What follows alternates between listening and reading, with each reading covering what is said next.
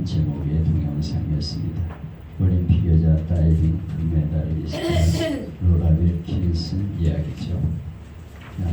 도저히 우승하기 하는 것은 기대하기가 어려운 상황이었습니다. 올림픽 출전 3주 전에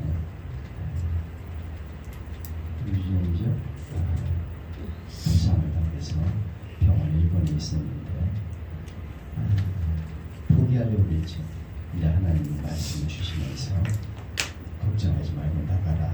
네게 능력 주시면 내가 승리하게 해주겠다. 그런 약속의 말씀을 붙잡고 다이빙에 섰죠. 그리고 마침내 우승하게 되었습니다.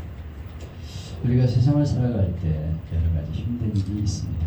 그때 우리는 말씀을 붙잡아야 합니다. 아멘. 하나님의 약속의 말씀, 하나님이 내게 무슨 말씀을 하셨는지 그 말씀을 붙잡고 믿음으로 나갈 때 하나님의 은혜가 우리에게 임하는 우리가 믿을 수 있어야 하겠습니다. 아멘. 오늘은 고향 사람인가 왕의 신하인가 무슨 제목인지 알성하죠. 우리는 오늘 본문에서 두 가지 종류의 사람을 볼 수 있습니다. 하나는 예수님의 고향 사람들, 하나는 왕의 신하. 두 종류의 사람을 볼 수가 있는데요. 나는 어디에 속했는가를 한번 살펴보는 시간이 되기를 바랍니다. 아멘. 예수님은 지금 예루살렘에 올라가셨다가 고향인 갈릴리로 내려가는 중입니다. 예수님은 사마리아 여인을 만나서 거기서 이틀을 유하며 말씀을 전해서 많은 이들을 구원하시고 고향으로 돌아가십니다. 전설에 의하면 예수님은 베들레헴에서 태어나시고 나사렛에서 자랐고 뒤에 가버나움으로 이사를 하셨다고 합니다. 본문에서 고향을 넓게 보아서는 갈릴리고 좁게 보면 가버나움입니다. 고향으로 가시면서 예수님이 하신 말씀은 선지자가 고향에서는 높임을 받지 못한다 말씀하셨어요. 선지자가 고향에서 환영받지 못한다는 말씀은 구약 성경에서 여러 번 나옵니다. 사실 고향 사람들이 잘 알아주질 않죠.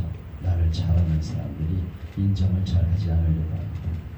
왜 고향에서 환영받지 못할까요? 여러 가지가 있지만 그 중에 하나는 그분에 대해서 뭔가 좀 안다는 사실 때문에. 가령 부모님은 자기 자식이 잘하는 것을 잘 모릅니다. 그래서 밖에서 큰일을 하는 아들도 어머니는 항상 어린애로 보죠. 어느 목사님 연세가 60이 넘었는데 아들이 실수할까봐 마음이 놓이지 않아 일출할 때는 반드시 한 말씀을 하십니다. 얘야 길 조심해라. 60이 넘었는데 어머니가 길 조심하라는 거예요. 아직도 아들이 어리다는 생각하고 있기 때문에 지금 아들이 성장했다는 것을 모르고 있어요. 같은 이야기로 아내들은 남편의 위대함을 잘 모를 때가 많습니다. 그래서 저 사람은 나랑 같이 사는 것 때문에 목사님이 설교를 해도 아내들이 잘 은혜를 못 받습니다. 그래서 목사의 사모가 목사님 설교를 은혜 받으면 그날 설교는 성공이다 이런 말을 해요. 잘 알기 때문에 은혜가 안 된다는 거예요.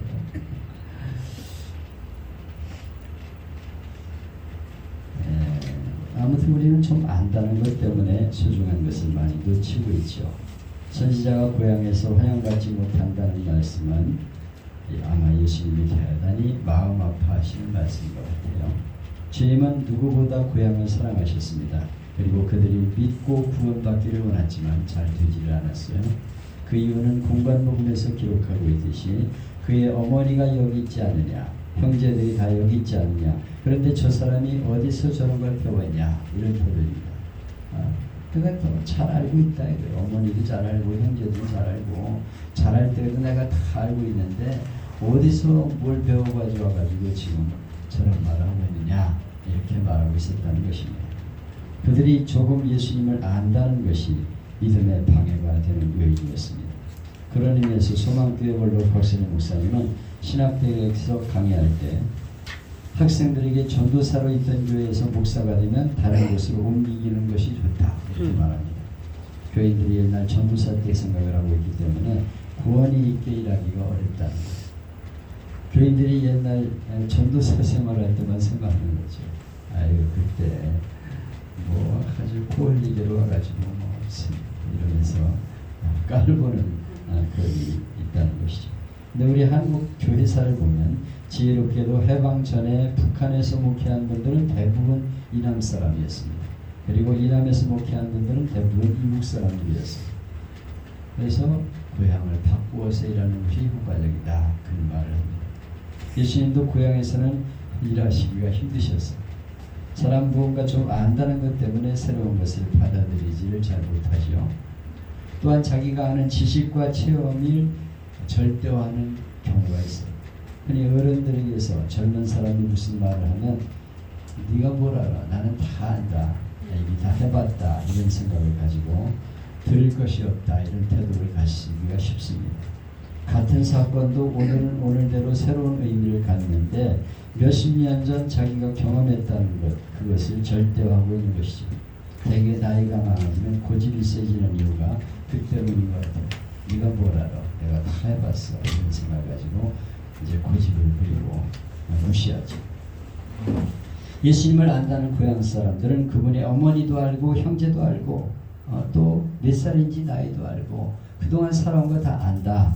이것 때문에 예수님을 다 안다라고 생각하는데 문제가 있었습니다. 그러므로 우리는 지식에 대해서 겸손한 자세를 가져야 합니다. 지식은 매일 변하죠. 또한 내가 아는 것과 저 사람이 아는 것과는 서로 다릅니다. 나는 나름대로 나대로 옳고 저 사람은 저대로 옳다는 걸 인정해야 돼요. 그리고 지식의 불완전함도 알아야 합니다. 완전한 진리는 없어요. 어떤 중요한 원리도 자꾸 표현하고 있다는 것을 잊지 말아야 합니다. 이 모든 것을 받아들이면 어떤 지식을 가졌다 해도 교만할 수가 없는 거예요. 어거스틴은 말하기를 내가 안다는 것은 아이들이 조개 껍질로 바닷물을 퍼내는 것과 같다. 그렇게 말했어요. 정말 내가 아는 건 보잘것없는 것이라는 것을 인정해야 합니다. 요즘은 모든 것이 전문화되고 있어 자기 전공 외에는 다른 세계를 잘 모릅니다. 언젠가 의학 전문 잡지를 보니까 현대 의사들에게 문제가 있다는 글이었습니다. 왜냐하면 의학이 너무 전문화되어서 자기가 전공한 분야에는 다른 것은 진찰이 안 된다는 거예요. 전문화된 세상에서는 나 이것 외에는 무식하게 되어 있어요. 사실 너무 전문화되어 있잖아요. 손가락 만지는 사람 고구마 맨날 만지고 있고 다른 건 모르잖아. 그래서 내가 우리 세빈 씨한테 너는 가정의학과를 해라. 그건 종합이니까 이것도 봐주고 저것도 봐주고 네가 의사가 돼가지고 앞으로 내과도 보고 외과도 보고 볼 수 있는 사람이 내가 소아과도 보고 그래서 좀 어려운 설계지에 가서 어려운 사람 도와주는 내가 그 말을 해. 어느 한 가지만 하면 그것밖에는 몰라. 귀 맨날 귀만 만지고 있어. 그러니까 다른 건 모르는 거죠. 중요한 것은 새 지식을 받아들이기 위해서 나의 가지고 있는 지식을 부정할 수 있는 용단이 있어야 합니다. 그래야 발전이 있어요. 선지자가 고향에서 환영받지 못하는 풍토에서는 예수님이 누군지를 알아볼 수도 없고 믿지도 못합니다. 잘 아는 것이 걸림돌이 될 수 있어요. 내가 뭘 안다는 지식적인 공간이 아주 판단합니다. 앉아가지고 판단하고 앉아있어요. 저건 아닌데 그래서 고개를 흔들고 앉아있어요. 또 그 사람에 대해 잘 안다는 것 때문에 받아들이질 않아요. 내가 저 사람 어느 학교 나왔는지도 아는데 그런 시시한 학교 나와가지고 뭘 거기서 특별한 게 나오겠냐, 나사렛에서 무슨 선한 것이 나오겠냐 하는 식으로 그냥 내가 다 안다 이거예요. 저 사람에 대해서 내가 다 어려서부터 다 알고 있는데 아니 뭘 든 게 있다고 지금 나서고 있냐 이거예요. 그리고 신앙도 마찬가지예요. 내가 어려서부터 교회에서 말씀을 배웠기 때문에 다 한다.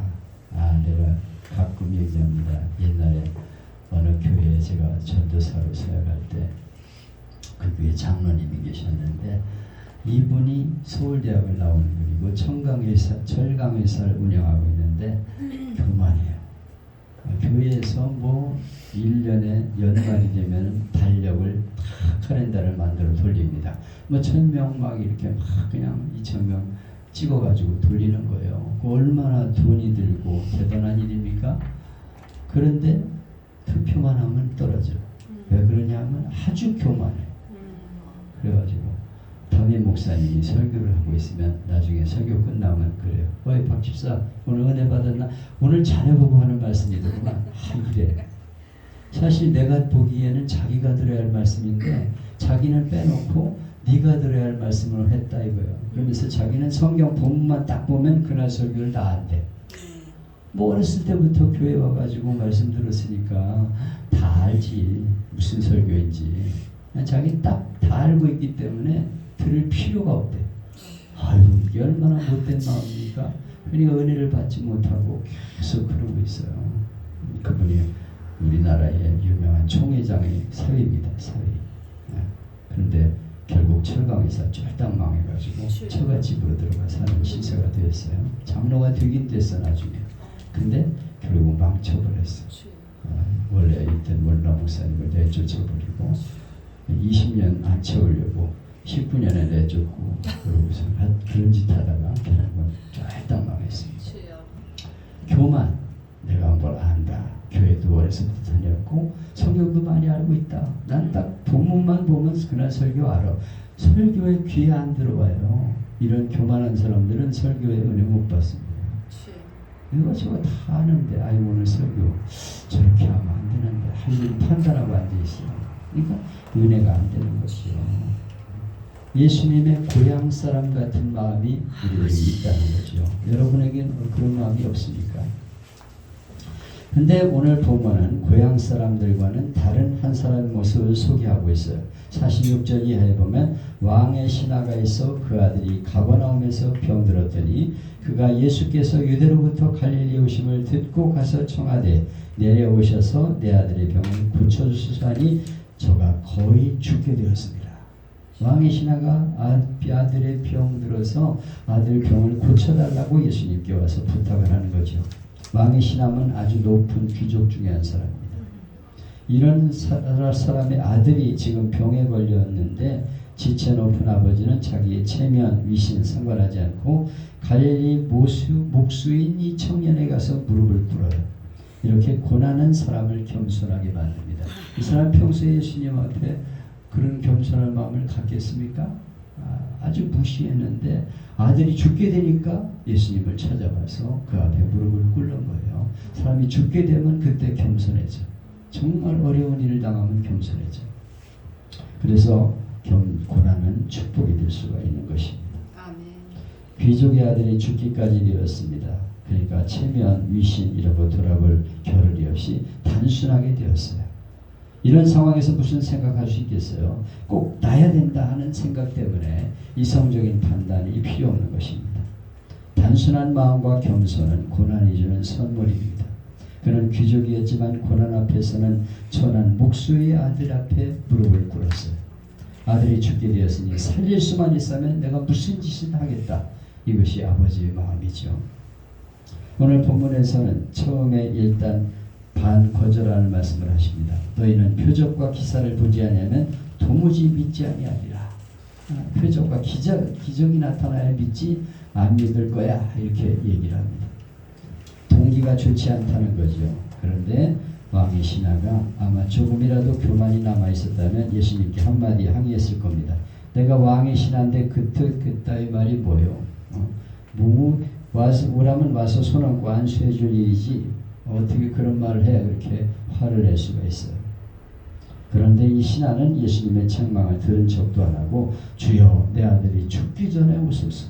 죽기 전에 내 아들 좀 고쳐주세요. 이렇게 간청하고 있습니다. 이때 예수님이 그에게 네 아들이 살았다. 이렇게 한마디를 말씀하셨어요. 이 말을 들으면 어떤 생각이 됩니까? 분명히 죽어가는 거 보고 왔는데 기도 한번 안 해주고 네 아들이 살았다. 이 말을 하는데 이걸 믿어야 돼요? 말아야 돼요? 흔히 우리는 가족 중에 누가 병들어 입원하면 목사님 오셔서 기도 좀 해주세요. 부탁합니다. 네, 그렇습니까? 내가 여기서 기도할 테니까 와서 가보세요. 이렇게 얘기를 한다면 아마 모르기는 몰라도 아마 그냥 돌아가지 않을 거야. 그러지 말고 가주세요. 이렇게 아마 얘기를 하거나 혹 돌아선다고 해도 불편한 마음으로 섭섭해하면서 갈 거예요. 세상에 내가 기도 좀 해달라는데 안 와서 기도도 안 해줘. 막 이렇게 섭섭하다고 그럴 겁니다. 병이 났든 안 났든 무조건 따라가 줘야 좋아해요. 교인들의 마음이 그래요. 아주 옹졸하고 째지 않고 별거 가지고 다 삐지고요. 아주 힘들어요. 그래서 목회가. 근데 오늘 이 왕의 신앙은 훌륭하죠. 예수님이 내 아들이 살았다 이 말씀 한마디 하니까 그 말씀을 믿어.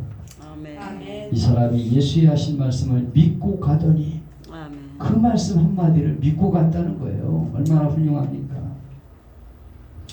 믿음의 말씀의 능력을 믿었기 때문에 주분이 말씀하시면 된다. 이 말씀을 믿고 갔다는 것입니다. 여러분 오늘도 우리 주님은 우리에게 말씀하고 계십니다. 네 죄를 사해내니라. 예수님을 믿으면 죄를 사함받았다 하는 것을 성경이 선포하고 있어요. 이 말씀을 강단에 선포할 때 아멘, 제 모든 죄를 용서해 주신 줄 믿습니다. 아멘. 그러면 좋은데 아멘.